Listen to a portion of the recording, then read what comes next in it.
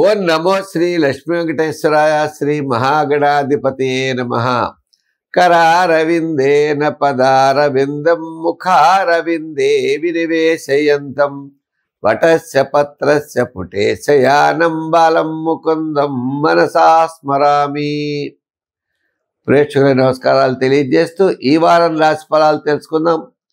మరి 14/9/2025 నుంచి 29/2025 వరకు ఉన్న గ్రహాల యొక్క పరిస్థితిని అనుసరించి మనం రాశి ఫలాలు తెలుసుకుందాం. ముందుగా మరి మిథున రాశిలో గురుడున్నాడు. రవి బుధులు మరి సింహరాశి నుండి కన్యా రాశికి వెళతారు. కుజుడు తులారాశిలో ప్రవేశిస్తాడు. అదేవిధంగా రాహువు కుంభరాశిలోను శని మీనరాశిలోనూ సంచారం ఉంటుంది.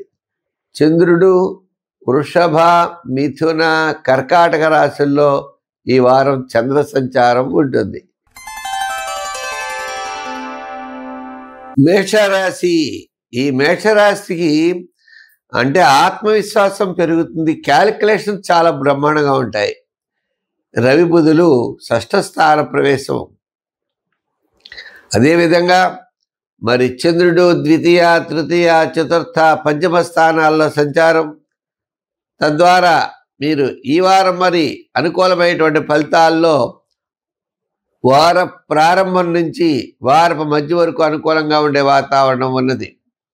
వారాంతం కాస్త వివాదాలకు దూరంగా ఉండండి. మీరు అనుకున్నటువంటి పనులన్నీ కూడా సక్రమంగా పూర్తి చేయగలుగుతారు. కుటుంబ ఆర్థిక సంతానపరమైన వ్యవహారాల్లో చక్కని ప్రోత్సాహం లభిస్తుంది.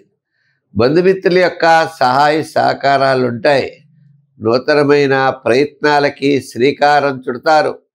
దూరం నుండి శుభవార్తలు అందుతాయి. కొన్ని విషయాలు తప్పనిసరిగా మీరు నమ్మవలసి వస్తుంది. అదే దానికి తగినటువంటి ప్రయత్నాలు చేయవలసి వస్తుంది. మీ యొక్క మంచి ఆలోచనలతో మంచి విషయాలు మీ ముందు ఉండబోతున్నాయి. ఉద్యోగపరమైన సమస్యలు తగ్గుతాయి. రాజకీయపరమైన గుర్తింపు ఉంటుంది. విద్యార్థులు కూడా దక్షిణామూర్తిని బాగా పూజించాలి. వ్యాపారాత్మకమైనటువంటి విషయాలన్నీ కూడా గురువారం వరకు ఆర్థికపరమైన ప్రోత్సాహం లభిస్తుంది. వ్యాపారంలో కూడా ఎలక్ట్రానిక్సు, షేర్సు, ఐటీ రంగం, చిన్న చిన్న చేతి వృత్తి పనివారు, కార్మికులకి, సంచార వ్యాపారస్తులకి, జనరల్ కిరాణా మెడికల్ వారికి, అదేవిధంగా సంచారంగా చేసేటువంటి కొన్ని వృత్తులు ఉంటాయి. ఎల్ఐసి, ఇన్సూరెన్స్ మొదలుగా కలిగిన వారందరికీ కూడా కాస్త ఈ వారం అయితే అనుకూలమైనటువంటి ఫలితాలు కనపడుతున్నాయి. కొన్ని రకాల బిజినెస్లు ఉంటారు. బిజినెస్లు అంటే ఇప్పుడు రియల్ ఎస్టేట్ బిజినెస్ లాంటివి, అటువంటి వారికి కూడా ఈ వారం అనుకూలించేటువంటి యోగాలు ఉన్నాయి.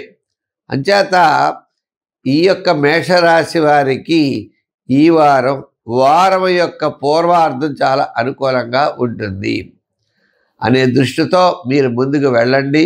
సంఖ్యల్లో 7, రంగుల్లో ఎరుపు, ఆరాధనలో శని భగవానుడిని పూజిస్తూ దానాల్లో తిలదానం చేయండి. రోజు శని స్తోత్రం చదువుకోండి. నవగ్రహాల్లో ఉన్నటువంటి శని శ్లోకం రోజు పఠిస్తే తప్పకుండా మంచి ఫలితాలు ఉంటాయి.